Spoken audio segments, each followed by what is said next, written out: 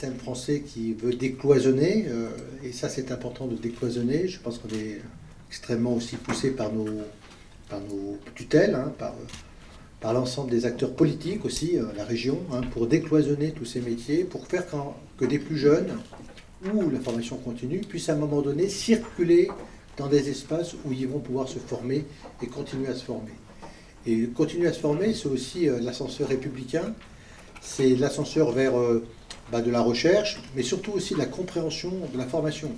Aujourd'hui, et on l'a vu parce qu'on a eu la chance d'avoir 3 recteurs qui sont venus pour voir un peu comment se passaient les choses en termes concrets, en particulier sur Chériou, au Vitry, où il y a l'installation progressive du campus.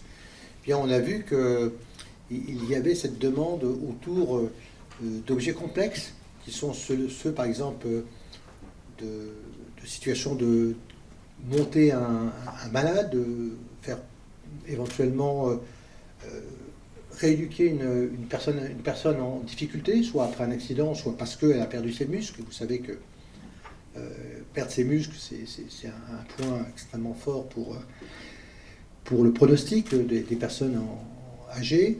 Et donc, il y a des dispositifs maintenant qui sont des dispositifs compliqués pour aider quelqu'un à marcher, le faire ses muscles, etc. Des objets connectés, des situations où il faut utiliser comment remplir un réfrigérateur, des choses extrêmement pratiques, comment on ne se brûle pas, beaucoup d'ergonomie, comment on ne se brûle pas avec une plaque de cuisson, etc. Enfin, lorsqu'on a des troubles cognitifs, tous ces éléments-là, vous les connaissez.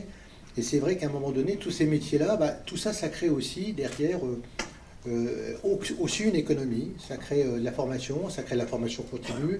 Aujourd'hui, avec des dispositifs parfois d'approche moderne, virtuelle souvent, et qui aussi sont aussi des éléments d'attractivité.